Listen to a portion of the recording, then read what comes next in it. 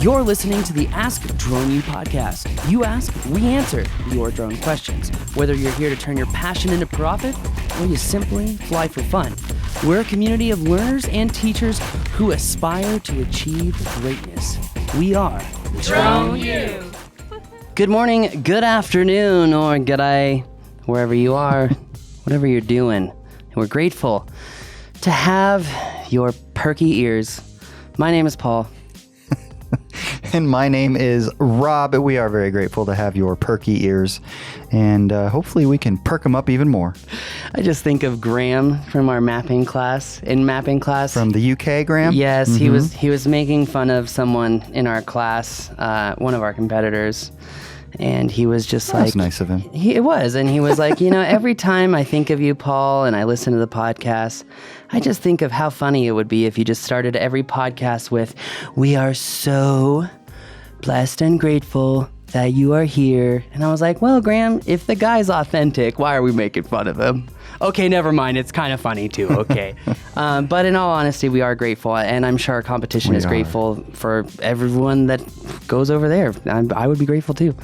Anyway, long story short is we have a question today regarding using the Crystalsky on a Mavic Air 2.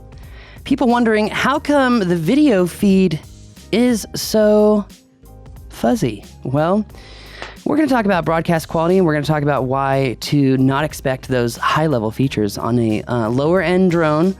And we're going to help our caller understand how to get the most out of his Mavic. And frankly, I actually am very grateful for this question because it points out something that I did not put in my article of why to have the Mavic 2 Pro over the Mavic Air 2, and it comes down to one of the very important points that this question asker has asked regarding his question asking about voltage. All right, are we ready? Sure am there, Bob. Let's get this show on the road. Hey, Drone U, just started listening to the podcast and had a question. I'm currently flying a DJI Mavic Air that I got a couple of years ago. That's what I have, unfortunately. I can't get anything else right now, but I was able to hack the Air to have ADI mode, so I'm learning to fly in that. So I have two questions. First question is there any way to hack the Mavic Air so that I can have the battery voltage on the main screen, or do I have to open the battery menu every time? Then the second question is, I'm flying it with a DJI Crystalsky monitor, and I've noticed that sometimes when I'm recording video, I've been trying to record my drills so that I can go back and watch them and review them after the fact to find ways to improve, but I noticed that sometimes the video on the Crystalsky gets a little choppy, even though I'm only about maybe 40 to 50 to 60 feet away from the controller. I've got the antennas pointed in the correct directions. So just wanted to see if you had any recommendations on how I could fix that. Recording in 2.7K, 30 frames a second, but I don't think that should really matter because it's not broadcasting that quality to the controller. So I'd appreciate the help. Thank you. What a great question. I think we have a very smart question asker here because he understands the importance of battery voltage, which I forgot to mention on the Mavic Air 2. That's one of my biggest complaints with the Mavic Air 2 is you can't see battery voltage, which means you can't really know how safe the flight is. So very intuitive, my friend. Great question. I also love the fact that you can tell this guy is really smart, right? The devil's always in the details. You can tell this guy is really smart, right? He said, I bought a Mavic Air a few years ago, and I can't buy anything right now. I found that fascinating. Maybe it's a personal situation and not rather imminent of the availability of aircraft to purchase. Yeah, it could be a student that's just not in a position right now, that kind of thing. I don't want to draw conclusions, but I do want to draw a conclusion on the fact that he has a Mavic Air and it's still flying very well years later because typically the batteries would fail about 6 to 12 months after they've been on the shelf. So this guy knows more than he's giving off. I like guys like this. This guy. You got to be worried about guys like this. You know, Dave, huh? So anyway. But I don't know, I'm so cracked up by this. I agree with you. All right, you need to see the voltage, otherwise you're just not going to be safe. But We don't want to have to break somebody's legs. If you know what I'm saying. So I should know this, but you've got to actually, when you're flying, go into the battery and check the voltage. There's no way to get it up on that particular aircraft. That is the case. Yeah. Any aircraft that flies in the new, what is it called? The DJI Fly app, I think is what they call it. The Mini, right? The Mini and the Mavic Air 2, which is, you can't hack the Mavic Air 2, which kind of sucks because it uses that app. But okay, first off, number one, I'm sorry, no battery voltage on main screen. No way to hack it unless you created your own PSDK that could communicate with the aircraft and provide that information in the GUI. Now, point number two, really quick, because we just want to hit this really fast. First of all, gosh, there's so many thoughts swirling through my mind. First of all, I really appreciate the fact that you're trying to record your screen while you're doing your drills and exercises. This is, you know how they say that there's like 7 common traits for like highly intelligent people?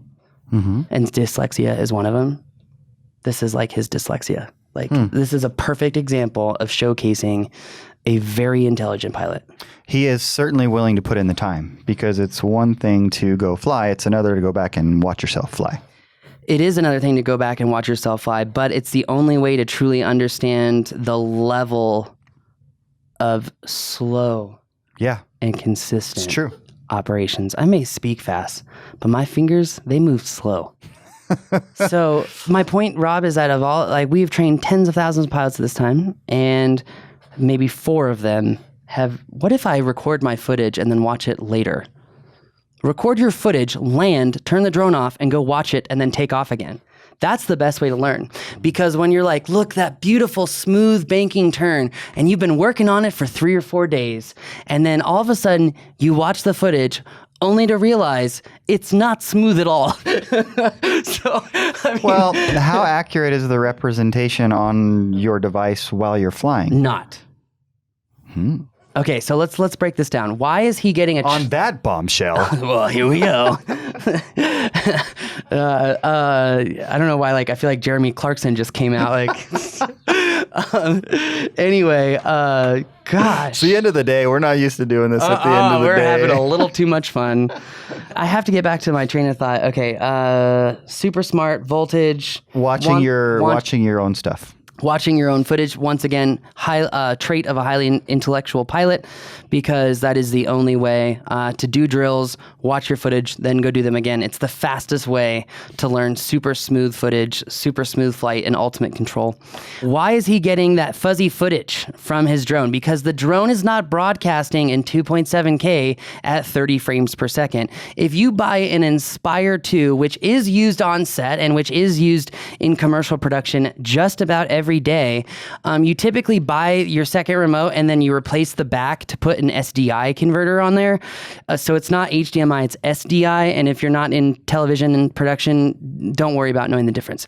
SDI, really simple and clean, no codec, no scaling, no BS that you run into when you hook up your computer to a projector or a computer to a TV. You just don't have those problems because it's a straight feed.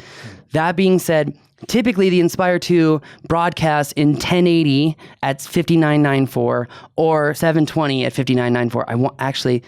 Let me take that back. I'm pretty sure it's only 720 at 59.94. Unless they added it later. I can't remember. I'm not going into the specs right now. I don't care, because typically, just to be honest with you, whenever I work on set, whenever I work for big productions, a 720p out on a second remote is fine, because all they're doing is reviewing the footage. Okay? Why does this matter? We're talking about a $10,000 drone, right? You get your Inspire 2, $3,000, right? You buy the X7, $3,000. You buy the lens kit, that's another $2,000. You buy the case, you buy the batteries, you're easily at $10,000, okay? $10,000 drone that allows you to change the bandwidth or the broadcast resolution from the drone to the remote, okay? Do you think that DJI is going to offer you that capability on an $800 drone? Survey says no. All right. So, that being said, I know you can change the broadcast. I think it's the bit rate, so you can change it from like 6 megahertz, or not megahertz. It's not hertz rate. It's the data rate. So it's 5 megabits per second, 6 megabits per second, 8 megabits per second, right? So you can change the quality of the feed, but not very much. Okay. Why is this?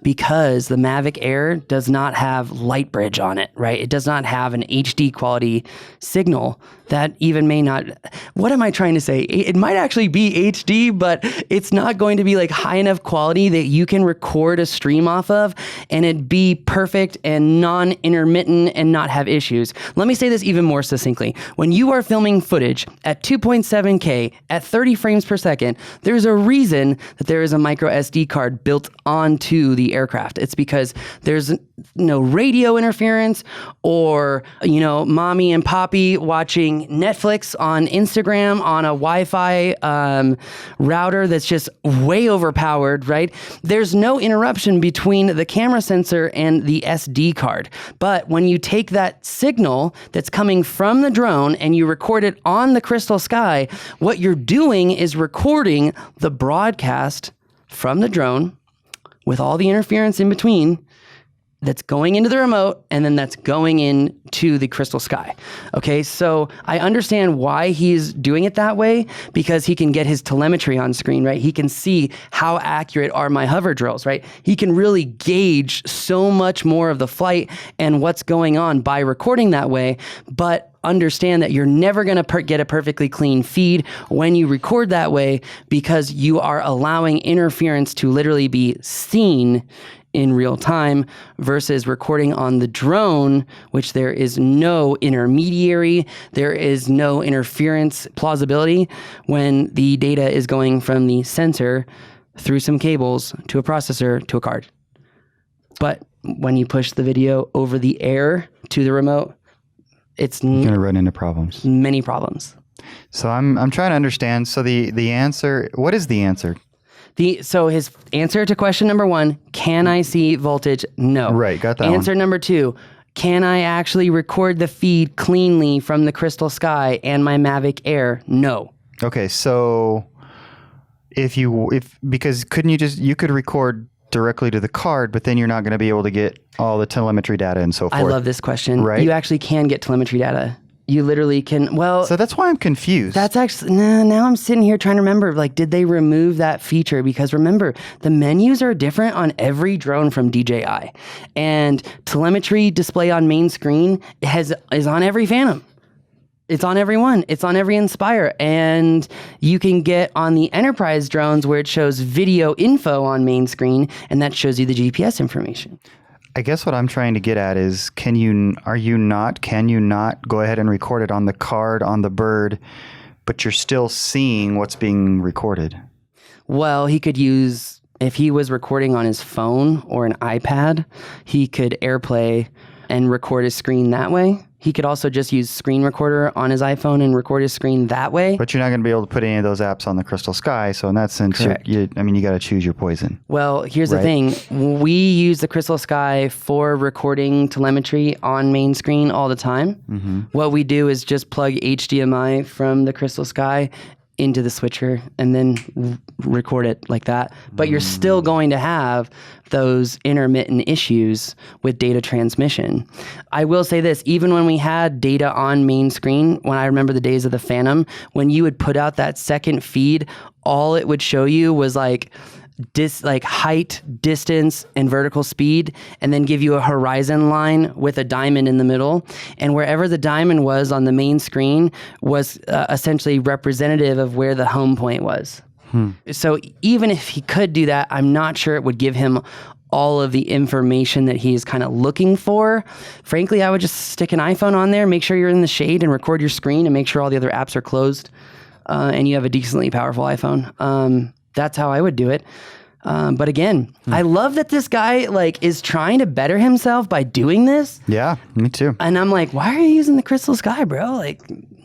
Why? I wonder are there any benefits to using the Crystal Sky that it in is this particular case? really I mean, it's clear good to use when you're outside in the field, don't have a lot of shade, does well in the heat. Like there are benefits to it. Yeah, true. So there are benefits to it. That said, do you think we answered his question? Definitely the first one for sure. That one's pretty straightforward. The second one, I'm still a little fuzzy on what he should do. It sounds, I think the answer is there's really not much he can do. What I would do is there's nothing that he can do to inhibit transmission problems from the drone to the remote to the Crystal Sky. Whether it was on his phone, it's going to be the same thing. He's still going to have issues. So that said, I would say he already said he can't have another drone, so that's not an option. Okay, what do we do? Then you use your phone, you use your iPad, and you go to settings and you put on your control panel the ability to screen record, and then you just screen record. Yeah. Cool. That was a very long-winded answer. No, it wasn't at all. I hope that was helpful. To Zach. I can understand why he's using the Crystal Sky too. Yeah. Security, hot day, makes sense. Yeah, cool. So. All right. But well, there's always a creative solution. I just want to once again leave this show with the focus on the fact that everyone should be paying attention to this guy, because this is the competition that you don't want, because this is the guy who has high standards for himself and is willing to go down the rabbit hole and formulaically understand the smarter way of working than the harder way of working, right? So instead of just putting in time, he's like, no. I'm gonna like do specific exercises.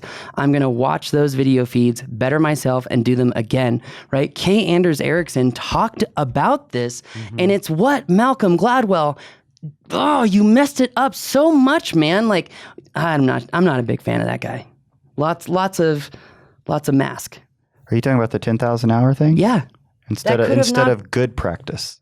There's a difference between 10,000 hours and the perfect practice model, which is what Kay Anders Erickson published. Right. Yeah. So imagine perfect practice model and 10,000 hours. And that's why we're sitting here today. On that bombshell, that's going to do it for us today.